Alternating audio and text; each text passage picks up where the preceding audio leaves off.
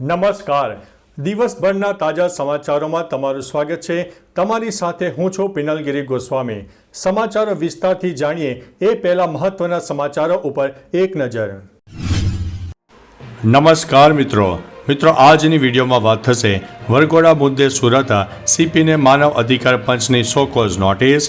ત્યારે આગળ વાત થશે વધુ એક બોગસ ડોક્ટર ઝડપાયો છે. વાત છે સુરતની. ત્યારે આગળ વાત થશે મહાકુંભના નામે મોટી લૂંટ આચરવામાં આવી હતી. આગળ વાત થશે ઈવીએમ પર સુપ્રીમ કોર્ટનો મોટો નિર્ણય સામે આવ્યો છે. ત્યારે વાત થશે હેલ્મેટ ન પહેરનારાઓ પર કડક કાર્યવાહી કરવામાં આવશે. આગળ વાત થશે વૃદ્ધ વ્યક્તિને નિશાન બનાવતો પોલીસ સકંજામાં આવી ગયો છે. આગળ વાત થશે કામરેજના ફાર્મ હાઉસમાં દારૂની મહેફિલ યોજાઈ હતી. ત્યારે વાત થશે ટ્રમ્પની જેલેન્સીને મોટી ધમકી મળી છે. આગળ વાત થશે ગાંધીનગરની હોસ્ટેલના 20 વિદ્યાર્થીઓને ફૂડ પોઈઝનિંગ થયું હતું. આગળ વાત થશે રેશનિંગની દુકાનમાં હજારો કિલો અનાજ સગે વગે કરવાનું કૌભાંડ સામે આવ્યું છે. ત્યારે વાત થશે ₹2435 કરોડના બેંક ફ્રોડમાં કેસમાં CBIને કોર્ટે ઉધડો લીધો છે. ત્યારે વાત થશે ATM ટ્રાન્ઝેક્શન લઈને નવા ફેરફારો સામે આવ્યા છે. આગળ વાત થશે સુરતમાં વધુ એક બોગસ તબીબ ડોક્ટર ઝડપાયો છે. ત્યારે વાત થશે રાહુલ ગાંધીને કોર્ટે સમન્સ પાઠવ્યું છે. આગળ વાત થશે અમદાવાદના રસ્તાઓ થયા છે ભીના. ખેડૂતોમાં ચિંતાનો માહોલ સર્જાયો હતો. હવે મિત્રો સમાચારો વિસ્તારથી. અંબાલાલ પટેલે રાજ્યના ઘણા વિસ્તારોમાં કમોસમી વરસાદની આગાહી કરી. તે આગાહી પ્રમાણે મોડી રાત્રે અમદાવાદના કોઈ વિસ્તારમાં વરસાદી છાંટા પડ્યા. વરસાદી માહોલને કારણે વાતાવરણ એકદમ ઠંડુગાર બન્યું. તો બીજી બાજુ ખેડૂતોની ચિંતામાં પણ વધારો થયેલો જોવા મળ્યો. 19 ફેબ્રુઆરીથી 14 એપ્રિલ સુધી રોગીષ્ઠ હવામાન રહેશે, જેથી લોકોએ થોડી સાવચેતી રાખવી. મિત્રો, અન્ય મહત્વના સમાચારની વાત કરીએ તો રાહુલ ગાંધીને કોર્ટે સમન્સ પાઠવ્યું છે. લખનૌની એક કોર્ટે કોંગ્રેસના સાંસદ રાહુલ ગાંધીને સમન્સ પાઠવ્યું છે. માહિતી અનુસાર ભારત જોડો યાત્રા દરમિયાન ભારતીય સેના વિરુદ્ધ કરવામાં આવેલી કથિત અપમાનજનક ટિપ્પણીના સંદર્ભમાં કોર્ટે સમન્સ મોકલ્યું છે. રાહુલ ગાંધીને માર્ચના છેલ્લા અઠવાડિયામાં કોર્ટમાં હાજર રહેવું પડશે. રાહુલે પત્રકારોને કહ્યું હતું કે 9 ડિસેમ્બર 2022ના રોજ ચીની સૈનિકો દ્વારા ભારતીય સૈનિકોને મારવા વિશે કોઈ કાંઈ પૂછતું નથી. મિત્રો, અન્ય મહત્વના સમાચારની વાત કરીએ તો સુરતમાં વધુ એક બોગસ તબીબ જબ્બે કરવામાં આવ્યો છે.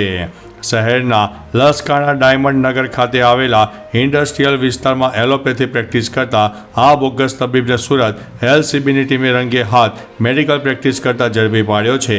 કોઈ પણ પ્રકારના માન્ય મેડિકલ ડિગ્રી ધરાવતો ન હોવા છતાં લોકોના આરોગ્ય અને જીવ સાથે ચેડા કરીને આરોપી મેડિકલ પ્રેક્ટિસ કરી રહ્યો હતો.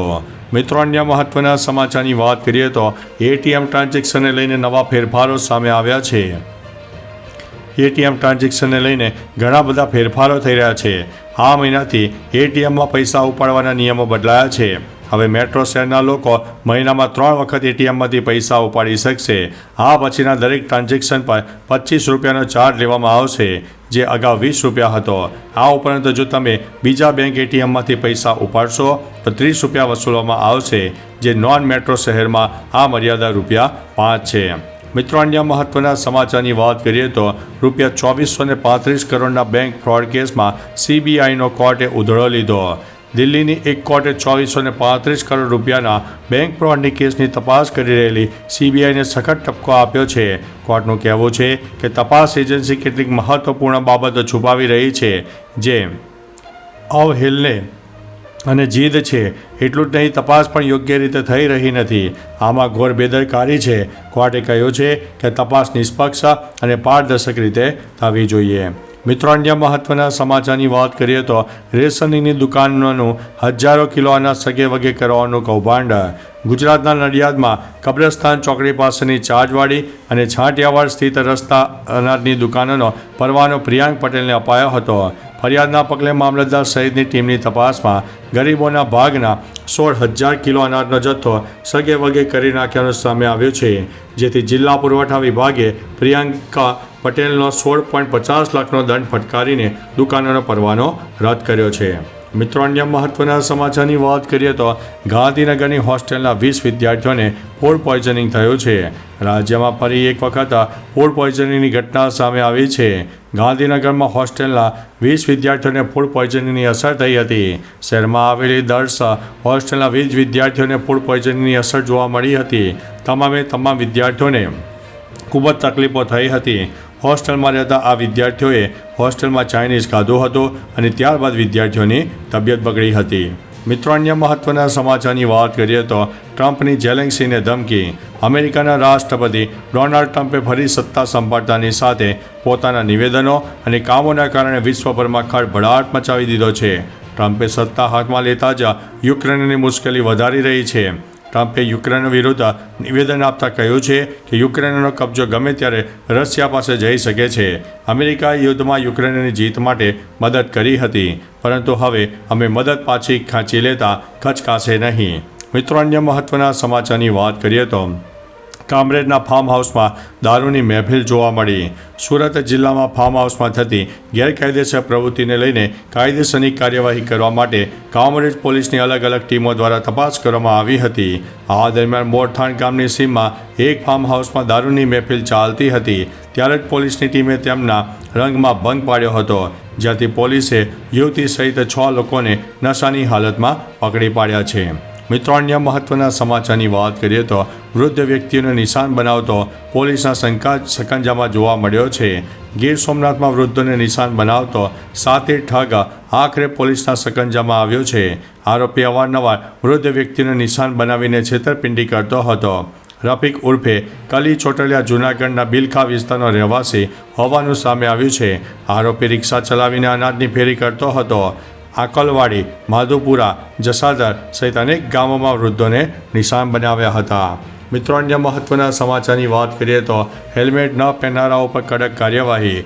ગુજરાત પોલીસના જવાનો તમામ સરકારી કચેરીઓ બહાર ખડે પગે રહીને વિશેષ ડ્રાઈવ ચલાવી રહ્યા છે. આ દરમિયાન પ્રથમ દિવસે જ નિયમ તોડનારા તમામ સરકારી કર્મચારીઓ સામે કાર્યવાહી પણ શરૂ કરી દેવામાં આવી છે. સરકારી કચેરીના કર્મચારીઓ પોતાના 2 વ્હીલર કે 4 વ્હીલરમાં હેલ્મેટ અને સીટ બેલ્ટ વગર જોવા મળે તો તેને લઈને કાર્યવાહી કરવામાં આવી રહી છે. ડ્રાઈવના પ્રથમ દિવસે જ 3192 લોકો ઝડપાયા હતા. મિત્રો અન્ય મહત્વના સમાચારની વાત કરીએ તો ઈવીએમ પર સુપ્રીમ કોર્ટનો મોટો નિર્ણય. સુપ્રીમ કોર્ટે ચૂંટણી પંચને આદેશ આપ્યો છે કે કેસની સુનાવણી પૂર્ણ ન થાય ત્યાં સુધી ઈવીએમમાં સંગ્રહિત ચૂંટણી ડેટાનો નાશ ન કરે અને તેમાં કોઈ નવા ડેટા ફરીથી લોડ ન કરે. જો હારેલા ઉમેદવારને કોઈ સ્પષ્ટતાની જરૂર હોય તો ઈવીએમ એન્જિને સ્પષ્ટતા કરી શકે છે.